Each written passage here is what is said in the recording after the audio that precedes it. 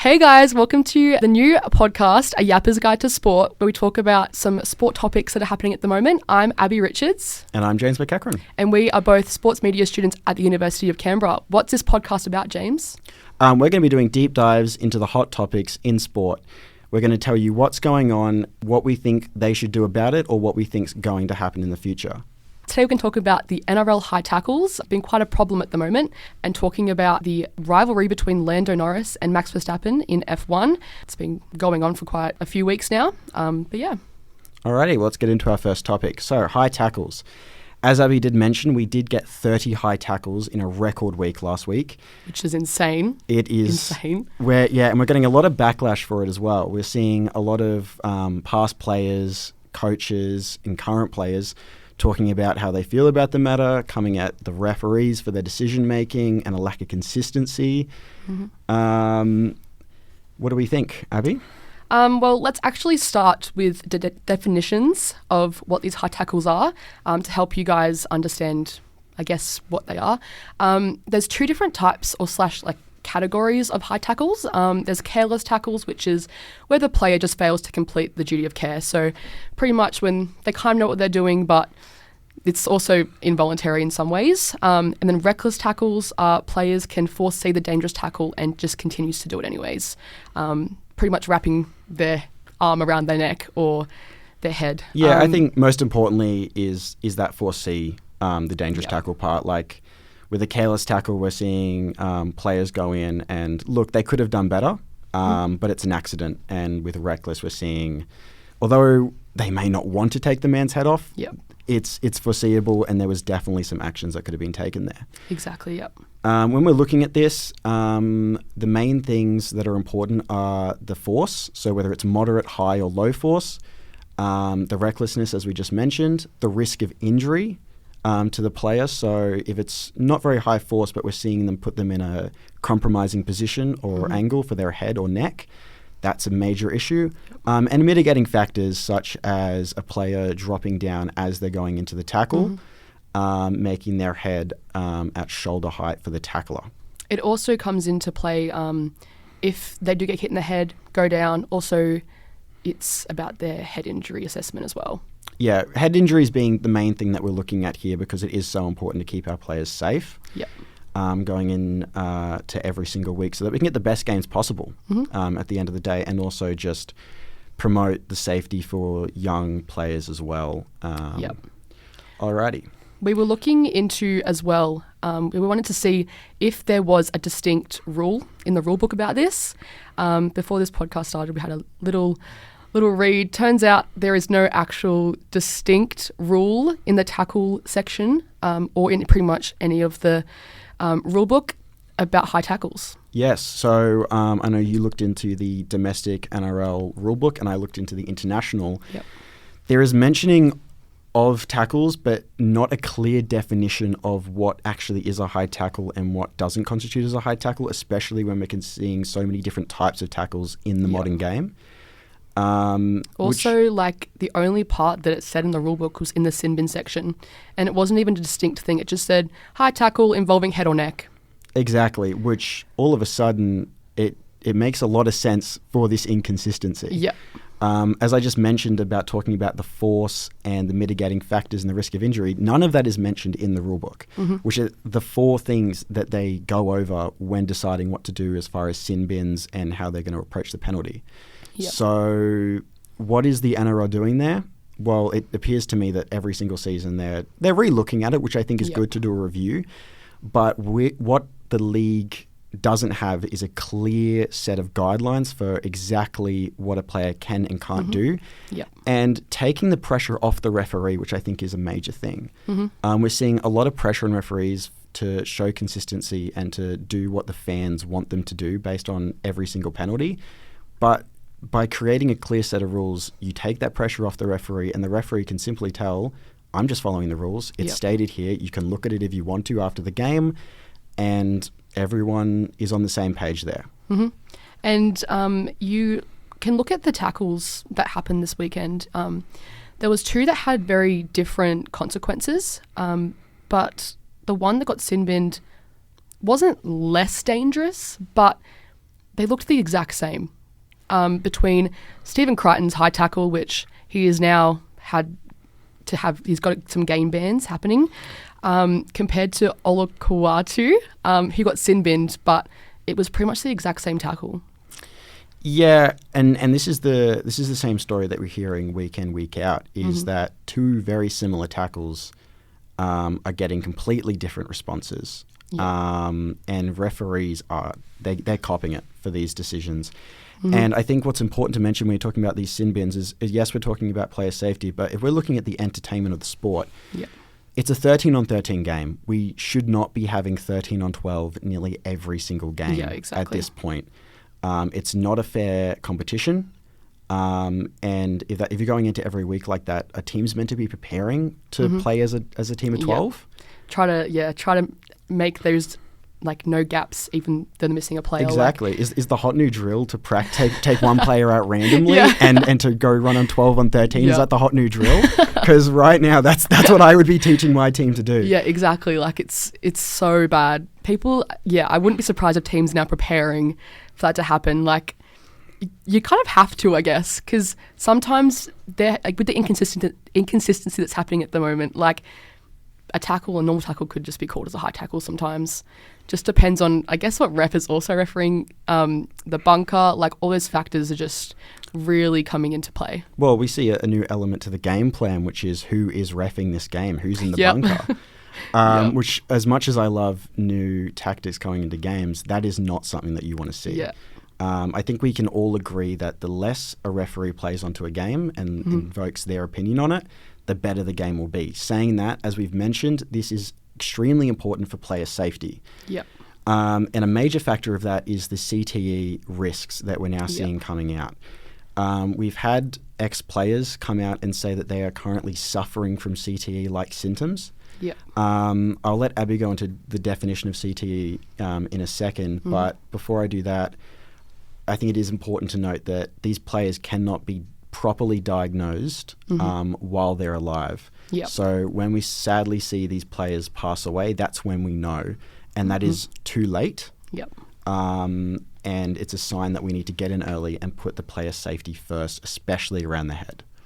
So CTE is described as a neurodegenerative disease caused by repeated head trauma, so head knocks or just concussions continuously, and it can cause behavioural, mood and thinking problems, and long-term effects include dementia, which is just so sad to see. There are so many former players coming out and saying that they're having these problems, like having to set reminders for themselves to do just daily tasks, and they're just realising that this could be CTE. I could be affected by this soon, because they didn't take care of their head when they played NRL. And people are just getting so worried that they too could suffer from CTE, like 4 of the NRL greats had, and they all sadly passed due to issues related to CTE. People are getting worried. People are scared, and the increase of headgear has also increased quite a lot in the games that we've been seeing recently. Yeah, I think it's bad when players who aren't already suffering symptoms are worried about small things. And as soon as that enters the game, you know that something is severely wrong for these guys. You talk about headgear, and it's a very interesting topic because obviously a lot of players don't wear it. And it is completely a choice at the moment. I think in the next few years, there could be a change there. Yep. Not anywhere near an NFL model, but I think if the right steps are taken, then that's a possibility. Saying that, the research says that these headgears actually aren't doing that much to protect players. Exactly. So now we have to question, all right, if we can't put gear on them, then we're going to have to change the game. Yep. And it's going to be tough, because obviously we're going to get a lot of outrage with that. But as we mentioned, if people are passing away due to CT-related issues, and yes, we are getting into situations where we're spotting it, but what are we going to do about it after we've spotted it? Exactly. And like you mentioned, the only way that we can find out is after post-mortem. Scientists have to take a bit of the brain tissue and put it under a microscope. The difference between people who have CTE and people who don't is actually alarming. Like, I saw a photo of a microscopic image, and it is quite sad to see. It is very sad. It's just a build-up of proteins, and it can really wreck your brain. Exactly. And another thing to note is that we can get MRIs and we can see signs of CTE, but if you're going to actually diagnose someone, then it is sadly a post-mortem operation. Yep. And looking at an example of this, we look at Mario. He is getting to the point where he doesn't remember his games for the Rabbitohs. Yeah, which is quite sad because it wasn't that long ago. Exactly, and that was reported on by Channel 7 in 2022 in a documentary about his experience. And if anyone does get the chance to watch that, I would seriously recommend it. It opens your eyes to... We all want to see a fun, entertaining, hard-hitting game. Yep. But the risks these players are putting themselves through, it does make you rethink yourself on, is this game soft or is this game safe? Exactly, yep. Yep. There's quite a discussion at the moment about NRL becoming too soft, but if you look at the injuries, yeah, well, it's definitely interesting. Another stat that we found is in 2020, 57.1% of players, so 273 NRL players, sustained an injury that resulted in them missing a game in the season. Yep. Which points out how easy it is to get injured. Yep. And we don't have the graphics on how many of those are head injuries or body injuries, but we are aware that this sport is a physical sport and it's important to accept that. But saying that, there are certain injuries that we just can't allow to happen. And I think you quite simply think of it like this. How many dollars would you get paid to get your head taken off? Yeah. Me personally, you couldn't pay me. Yeah, exactly. Yeah. If there's one thing I want to have on straight, it's my head. And sadly, these players are putting themselves in a position where, whether they like it or not, out of nowhere, someone else's poor decision-making can lead to that exact issue. Mm-hmm. And yeah, we're seeing some players who... young ones, like Reece Walsh, who they came into the sport without that many concussions.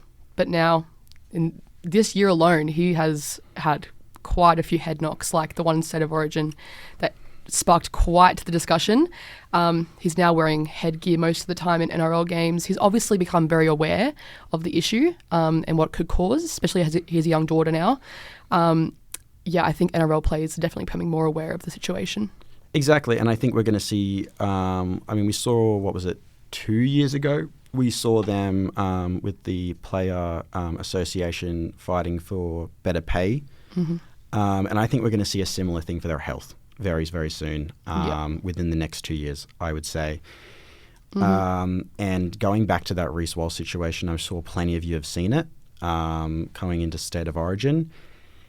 In my personal opinion, that right there is an epitome of something that could very easily lead to CTE. Yeah. And it's honestly the worst hit that I've seen in a long time. Mm-hmm. And yes, there was mitigating factors, and I think this is really important to mention. There are mitigating factors there. He did drop going into that tackle, but when are we allowing it to happen when a man can run into a shoulder like that at the pace that he's got and just blame it on him for dropping himself a little bit? Mm-hmm. There is a duty of care from the players on the pitch, and there's also a duty of care of the officials to set a game up where that can't happen. Yeah. Saying that, as I mentioned before, there's going to have to be some big tackling rule changes in order to do something about that. But for player safety, I think it's a conversation worth having. Yep. Saying that, there are people who don't want to have this conversation. Mm-hmm. We've got Greg Alexander, a Fox Sports analyst and former player, saying that he's sick of talking about it. The quote goes, "That's all we talk about. I'm refusing to mention it on commentary. I'm not touching it," he said on SEN Breakfast. Mm-hmm. To me, that's choosing to be ignorant to something that is extremely important. Yeah. Saying that he is somewhat of an outlier in this situation, because we've got plenty of coaches and players expressing their frustrations with the matter. Yeah, I feel like some people are obviously very much able to have their own opinions. But when you're talking to the media, I think it's a bit different with a situation like this. People like Billy Slater, former great NRL player, he is definitely calling out the NRL and saying, guys, we need to have a look at this. People are getting injured. People are getting hurt. Please, the bunker needs to be easing up and just really understanding what needs to be done to help the situation. But yeah, how do you think, James, this situation could be fixed or become better? Yeah, I think the first thing that comes to mind, and this is when we're looking at the juniors as well, is creating a campaign to promote players taking care of themselves, first and foremost. And it's not pretty. It's not pretty for the NRL. The NRL doesn't want to tell a bunch of parents that they should be telling their kids to be extra careful so that they don't get a brain injury for the rest of their life. And it's not something easy, but it's the right thing to do, in my opinion. Yeah. And I think it's also about making sure that those who are injured or who take a big hit are actually talking to the people around them and saying how they feel about the matter. I know that personally, when I was playing, I once received a concussion after a big hit, and I literally got grabbed, picked up, and then told to keep running. I did not know it was a concussion at the time. But with something like a concussion, it's that second concussion where the danger really comes in. So by forcing someone to get back up and just keep playing, that's when we're looking at some seriously dangerous stuff. Yeah, and I feel like with that campaign thought, I feel like it could be quite good for the sport, because a lot of parents at the moment are scared to put their kids into rugby or any football, to be honest. A lot of them, especially, like a lot of younger kids, they're just like, I don't know if I want to put my kid into a dangerous sport like this where they could end up in a brain injury. Or like they're creating rules where you can only play with headgear. Like it's just things like that that are affecting the sport as a whole. Yeah, I think it's about making it clear to the parents, all right? Because we all know there's a problem there. And that's where I'm going to get into my next point is we need some serious investigation into young players and then into the professionals. Because it's not clear what exactly the rates are of these health issues.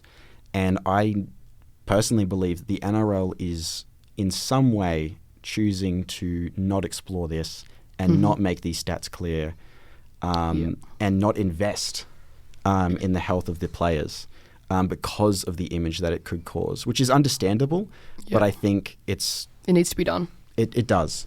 And we're seeing that over in the NFL in America.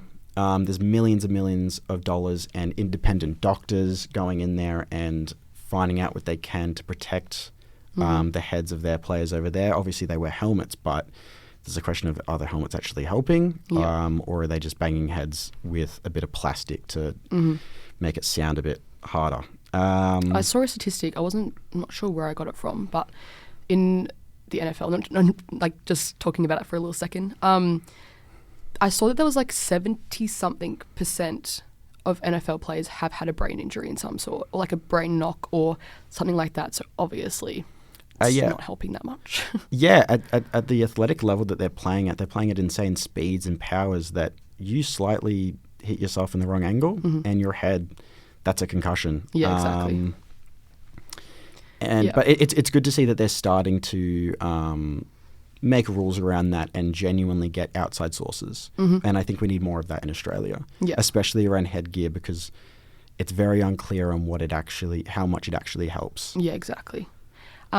Just another quick little discussion point, I guess. I truly believe that one way this could be helped, especially with the inconsistency and the consequences for these hits, is we need to create distinct descriptions and rules in the rule book, because there are so many officials and people in the bunker who are getting in trouble for not saying the right things or giving the right consequences.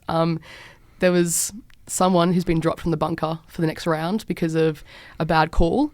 So I have a feeling that putting these distinct descriptions and rules in will help this whole situation quite a lot. Yeah, I think that's really interesting, because we're seeing a big uprising in the past couple of weeks, and it's been going on for a few years now.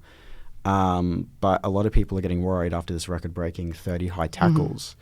I think it's time to put the pressure on the NRL to openly rewrite the rules, make it clear, and make a decision on what they want to focus on. Because I think that's something for me that I think they should be doing is with those factors, force, risk of injury, mitigating factors, I think they've got to choose what is the biggest importance for them. If it's risk of injury, then we're looking at tackles that may not have been malicious by any means, but they ended up in a bad spot, so you're sent off. Right? Exactly. But that will be consistent. Yeah, exactly. It won't just be like on and off. Exactly. And then by doing that, you're putting the player's risk of their health first. Yeah. Or you can look at the recklessness. Either one, I think by focusing on those things and really just making a clear and precise rule instead of having all these factors that the refs are meant to weigh up in the moment, I think you're putting it too much in the refs' hands. Yeah, and there are like 6 different grades of high tackles as well. All of them different consequences. I feel like it's quite a big call for officials to make on the field. It is the judiciary's issue to resolve, I guess, but it's also like they're following the same rules that aren't clear, at least not to fans, which is the other thing. Exactly. If we've gone out of our way to try find it and we can't do it, then how is anyone meant to find it? Yeah, exactly. And to make it clear, they do have stuff on their website about what these rules are, which is where we did find and what we these could. Consequences. Yes, but to us, they're not clear enough, and we want a PDF like they've already got, but actually stating a formal document, actually stating what's a lot happening. of these force, reckless, what's important to them. Because when we looked it up as well for these rules, it said key indicators. It wasn't even like distinct descriptions. Like the fact that they have key indicators but no actual definition, like it's a bit odd. Yeah, I think there needs to be a line. And if you cross it, I'm sorry if it's unfortunate, but it's happened. And a bit of a aggressive move is also to look at the rugby union and how they've tackled the matter. No pun intended. We saw a big issue about 2 years ago where a lot of players were getting head high tackles left, right and centre, with rugby union being a very bent over running in sport. And within a year, they put in some tough rules. They sent some players off. It became very clear if you touch the head, you're off. And as much as rugby union has its problems, and I think we'll get into that another week, players are not getting their heads taken off. Exactly. And that's a sport where players are there's no tackles, no max amount of tackles, so they're just running in and in and in, putting their head first, and they're not getting head high tackles. So I think it's about creating that clear distinction. Yep. Alrighty. So, James, now into our next topic. Is it too much for little Lando Norris? Today we're going to touch on as well, is this Max and Lando rivalry? What's happening with it? What's going to happen in the future? And just talking about Lando and McLaren. They've been really, really going off. They're one of the best cars on the grid at the moment. They're red hot for the Constructors Championship. But it wouldn't be a race if it wasn't for Max and Red Bull trying to have a little bit of a rivalry there. Yeah, we see Max once again being a spark and being a fiery character. Now he can really annoy some of us, and he has this season, to be honest with me as well. But you cannot blame him for being entertaining. Oh, 100%. He's been entertaining his whole F1 career. Yes, youngest man on the grid when he first entered, and he has not disappointed as far as performances since. Yep. But before we get into Max's dominance, McLaren.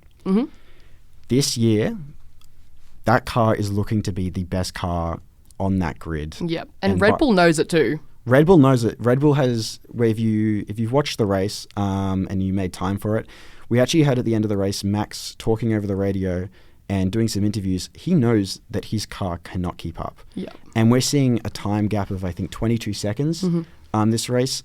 We have not seen that since Max at the start of the season and over the past 2 seasons, and his dominance that he showed. So is it now switched to McLaren? Yeah, they're top of the board. McLaren is second place in constructors at the moment. Red Bull have 434 points. McLaren only has 404. So they're only 30 points difference. It's actually quite close.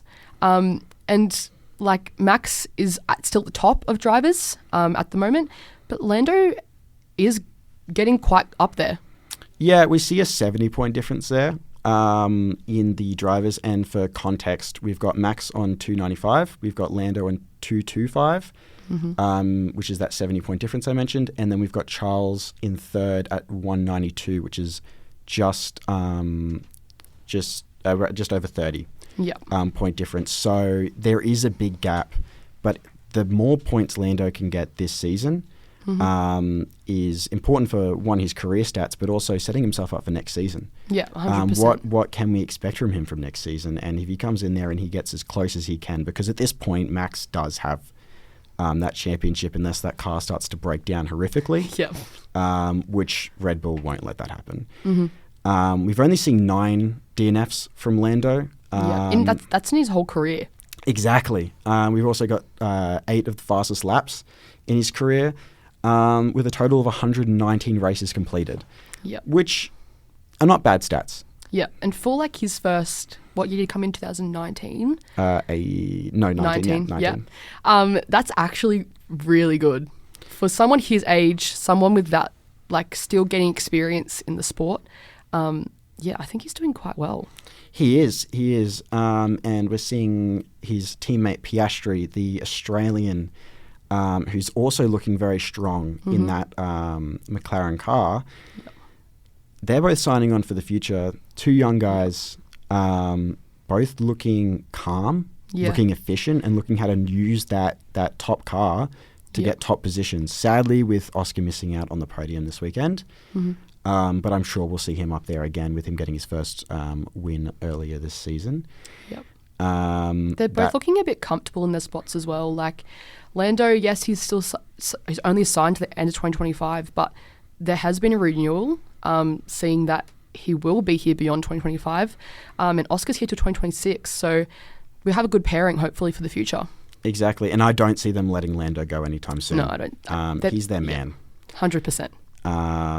Seeing as last year, like, they weren't getting any podiums, they weren't getting any wins.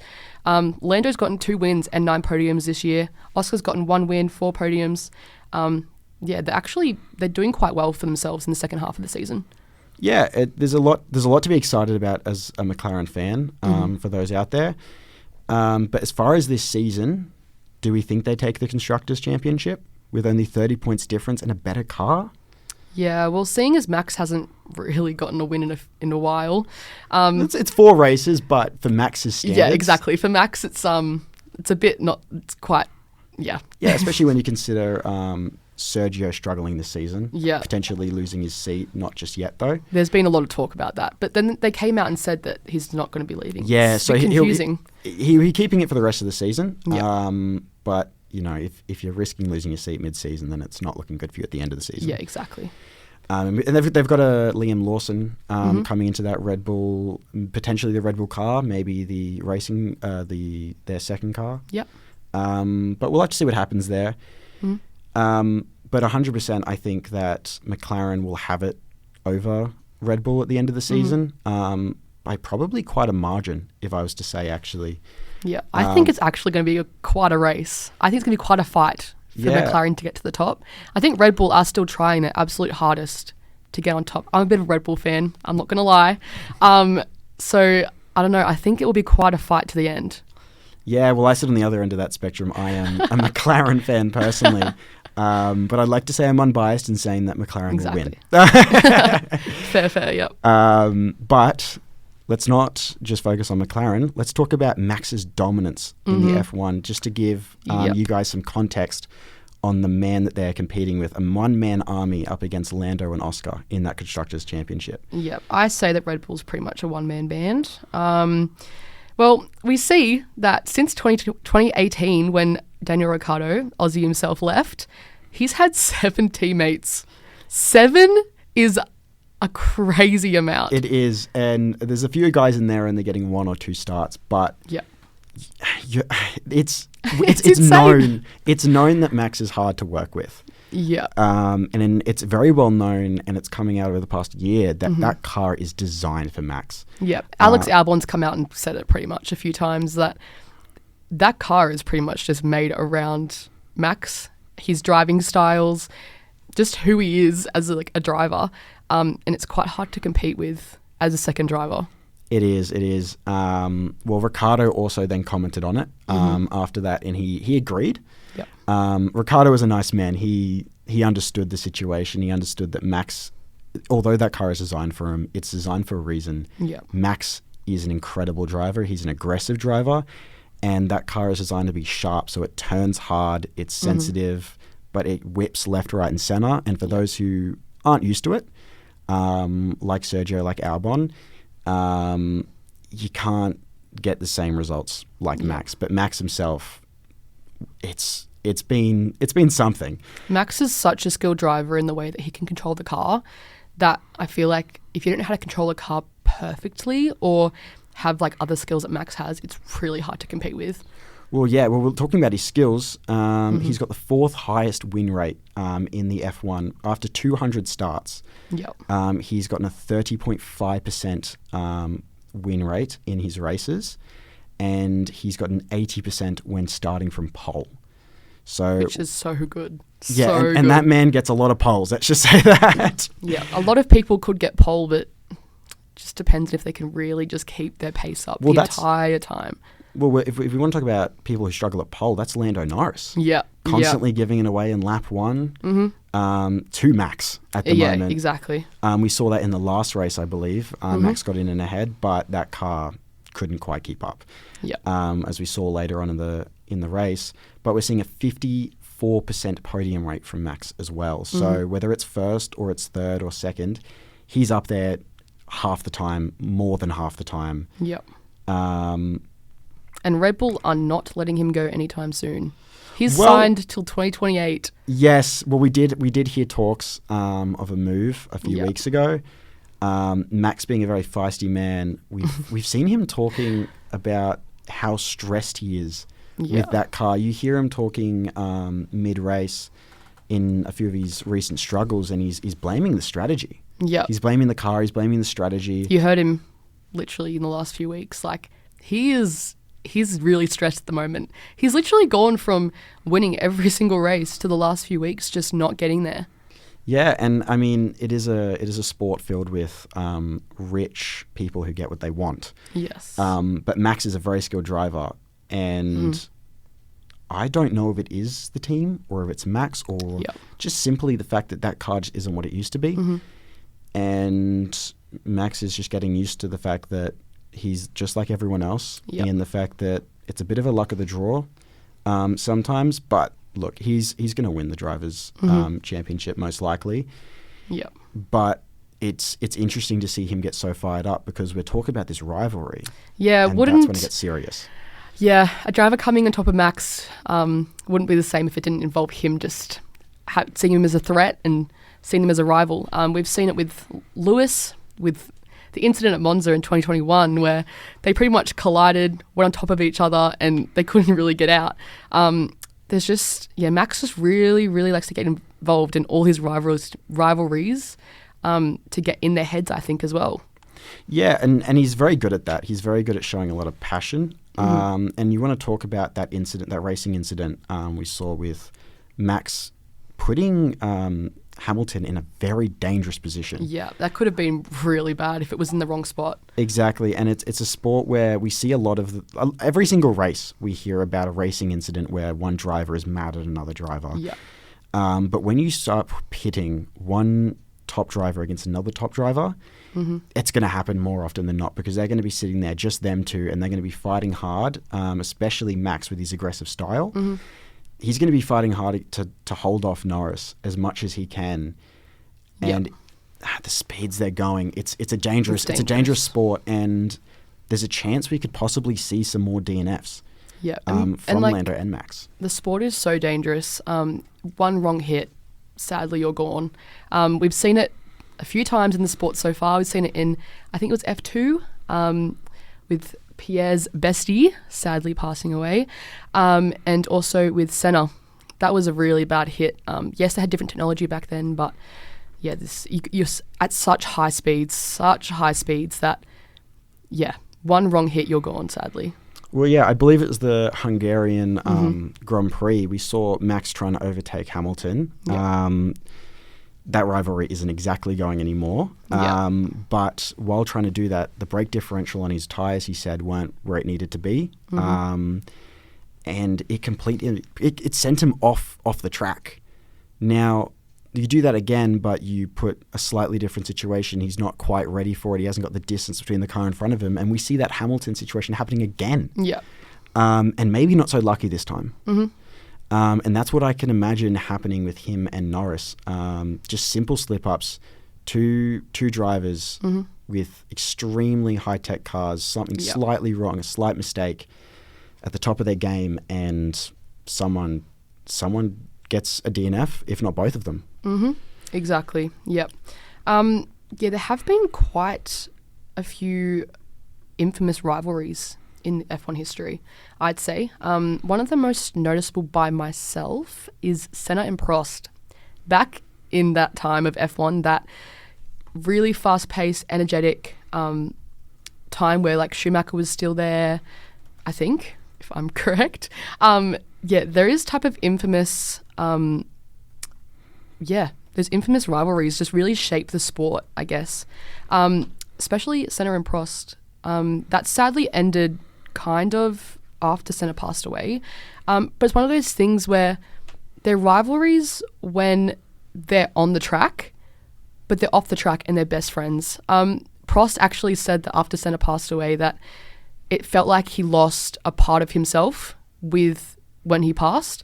And it's kind of just really sad to see that type of rivalry end like that. But I would say rivalries are quite healthy for a sport like F1. It helps the players, the drivers, have something to, like a goal to race. But also, if it's too much, it can be quite dangerous. But then again, you look at things like Drive to Survive, where rivalries pretty much are the whole show. Yeah, Drive to Survive has done a lot for the sport at the moment. But yes, the narratives that are going on there and the rivalries that we're seeing, it does bring a whole big element to the sport. Because when you're out there, it's you, that car, and the next guy in his car. Yeah. And it makes sense when you're just listening to yourself, listening to your car and watching what they're doing. You can probably get quite emotional. And they're all competing for the same thing. And no one's looking to back down. No one wants fifth. Everyone wants to win. No one wants especially Max. You want to talk to anyone who doesn't want second? That's Max. Max 100%. Wants first every single... He comes out of that car in second and he says, this is not good enough. Yeah. The only thing that I can think right now is... I don't know if you watch Dance Moms, but when Abbey Lee Miller says that second is pretty much last. So I can confirm I do not watch Dance Moms, but I can imagine that. Yeah. But yeah, I think it's an exciting rivalry to see. A new one sparking is always interesting. Yeah, and two very different drivers in their style of driving and also just their style from what we've seen of them in their personality. Yeah, 100%. Two guys that definitely, with Max being one of the most abrasive teammates to have. And Norris being someone who likes to speak his mind on a situation. But he's a pretty chill dude. Comparatively, that's the thing. Comparatively to Max. Compared to Max, he's pretty chill. And we can see how well he gets along with a guy like Piastri. But two very different personalities going head to head, and emotional guys. Yeah. We've seen Lando over the past few years be very down about some of his results, and if we get similar results later in this season, if the car doesn't quite hold up at the high performance it's going at, I'll be scared to see the reactions there. Yeah. To be honest, when Lando doesn't really get his way, or just the whole situation's not very good, Lando does kind of go into his little shell, I guess. He gets angry, obviously. He speaks his mind. But he is quite a quiet person when it comes to those situations. Yeah, but I think with this new car, this new success, we've seen a very interesting side of him. I don't know if you saw it. We saw him get a win a few weeks ago. And going into the room with first and second, they were just talking about it, and Hamilton turns to him and goes, "It's a really nice fast car you got there." And he turns to him and goes, "Yeah, well, you had it before. We've got it now. It's our turn. And then Hamilton's there like, buddy, I was just saying something nice. My favourite Lando is meme Lando. Like, when he says little comments like that, oh my gosh, he's my favourite driver on the grid for those ones. My goodness. I find it funny and I enjoy it, especially because we have seen where he's been at mentally, and it's really sad. Yeah, when Lando's sad, I think makes us all a bit sad. Everyone's sad when Lando's sad, and everyone's excited when Lando's excited, especially in a time where we get to see a rivalry against the untouchable Max Verstappen. Exactly. Yeah. But yeah, I think talking about rivalries again. I think it does do a lot of good for the sport, and I did obviously talk about the safety, and I think that is important to mention.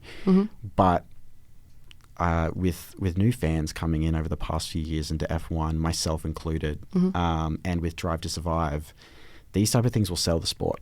It gives some excitement, some entertainment, makes you want to watch the races, being like, what's going to happen today? Are they going to have a fight, or who's going to win? Who's going to go on top? It just gives a bit of drama, excitement, fuels some fans. Exactly, but and we see movies and documentaries about these rivalries and that are a few decades old now. The rivalries, and it looks dangerous. It does look really bad. But I think in the modern F1 scene, those cars are designed a lot better. Yeah. And we don't have to worry about that so much. Saying that, these rivalries are real. Yeah. There's millions and $1 million on the line at the end of the day, and this is what these guys live for. They don't go out there and throw themselves into 12G situations just why not? Yeah. And, you know, as we've talked about a few times, Max is a pain at times. Yeah. And I think, you know, if anyone who gets a chance to one-up him... should be Lando.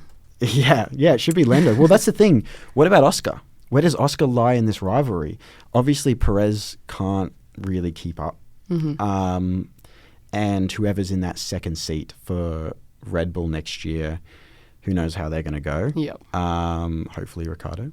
Whether he Fingers deserves it or not, crossed. I'm not sure, but it would be fun for us Aussies who have to stay up until 11 a.m. Each night to watch it. But yeah, Oscar, he's looking good. Red Bull have come out and said that he is a better driver than Lando. Yeah, I think with the age, they are quite similar in age. I feel like as Oscar gets used to the lifestyle of F1, the quick, fast-paced lifestyle, even just like the way the style is different from F2, F3, all that type of stuff, I think he will come on top. I think slowly but surely he will show his dominance. He is a quiet guy. Like, he doesn't really say that much, but I reckon he's going to go on top.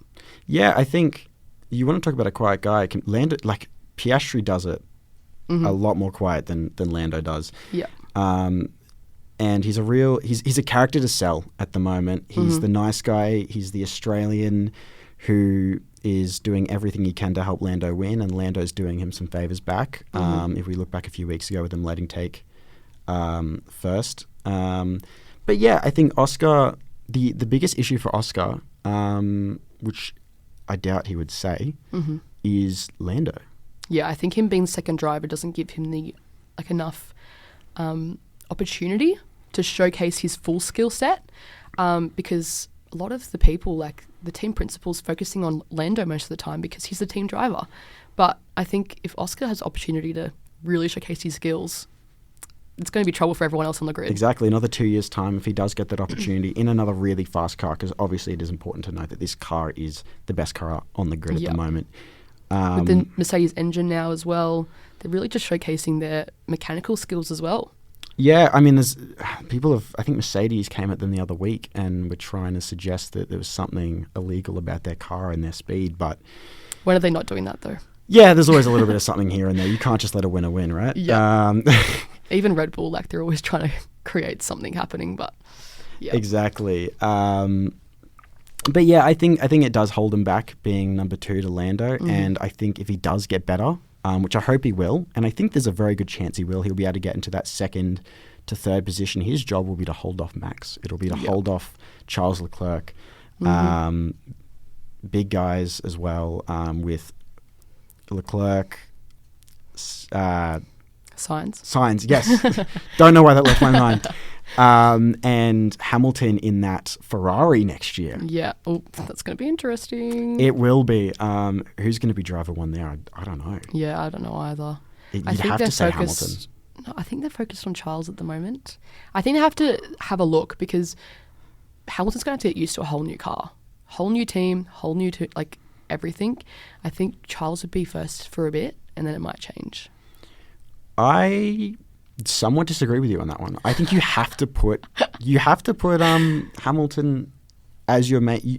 The amount that they invested into him, you put him as your main guy. And you see what he can do with the car, and then you evaluate halfway through the season. If he's struggling with that car, then you start to think, okay, well, maybe we give Leclerc a few more options. But you let...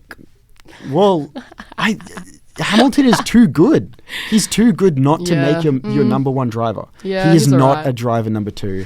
And you can debate that Charles is just a little too young to be taking the responsibility of such a good car. Because it's also up there with the other two. Yeah. I think we're seeing the cars and the engines in general getting a lot closer. Yeah, I'm about to make a really controversial take. It's going to be very interesting, but I think Hamilton is out of his prime time. I think he's old. Like, how old is he? 40-something? Like, I think he's out of his prime. Abbey has come out and said that effectively that Hamilton doesn't deserve seat one because he's not in his prime. Is that what I'm hearing? Yeah, literally. I think Charles has a chance because he's young and ready to fight. I don't disagree that he's Hamilton has been here since Schumacher. That's a long time. Yeah, but you don't allow one of the greatest drivers ever, if he's not at the peak of his career, to all of a sudden be driver number two. I'm sorry. Fair, okay, sure. But sure. Yeah. But I mean, guess we'll see next year. Yeah, exactly. I'd love to review that next year with you and see how your predictions and my predictions hold up. Sure, that'd be great. Actually, we'd love to see it. But let's just do a quick wrap up about what we think the future will hold for this little rivalry that's happening with Lando and Max. Yeah, I think my prediction is, look, the top driver is Max Verstappen, and that's gonna hold in the championship. It's gonna get close, but it's gonna be Max. As far as constructors, I think McLaren does have a better car. I think that will show over time. Next year is a whole who knows what. There's so many different team changes. Like the whole grid could just be muddled up. Yeah, I think it's easy to say that if the McLaren car gets better or is at the same level that it is now compared to the Red Bull, then we see Lando take first. And I think the other question is, where does Piastri sit? I think if he gets even better, he could sit at third or fourth. I think he's got an opportunity to take third this season. Yeah. But I would not count Max out next season. No, I think Max is just too good to be counted out. Yeah, he's just dominant in the sport. I think he's just one of the best drivers we've had in ages. Well, who's your 1, 2, 3 for drivers and constructors next season? Ooh, that's really hard. I think Max is probably going to dominate, but I also think Lando has a very, very good chance of coming first. Give us a number. 1, 2, 3. Nah, I can't do it right now. No, come on. I think third's going to be Oscar, to be honest. But yeah, I don't know if between the two. I think it's going to be Lando first, Max second, Oscar third. Okay. Interesting. So are you saying that McLaren's also going to win the constructors next season? No, I think Red Bull's got a chance. If we've done Rick again, jeez, then we have a chance. That's an opinion right there. I actually don't think Oscar will take third. I want him to, but I don't think he will. I think we'll see one of the Ferraris take third. And I think it's a question of who is that number one driver. If it's Hamilton, I reckon he takes third. If it's Charles, I reckon he takes third. Yeah, true. Saying that is definitely biased to the current state of the championship at the moment. And with there's too much time in between us and then. Yeah. My opinion personally, I really think that Lando and Max are going to have a very, very tight fight to the end, and same with McLaren and Red Bull as a whole. They're going to be fighting to the very end. Alrighty, well, I think that pretty much wraps us up. That has been the first ever episode of A Yappers Guide to Sport. It has been Abbey Richards. And James McEachran. If you have any opinions of what we talked about or any topics you want us to talk about in the future, just let us know at UCFM_87.8 on Instagram. Make sure to tune in next week and for every week of the new podcast. And the checkered flag is being waved. It's the end of the podcast. We are officially signing off. See yous. See ya.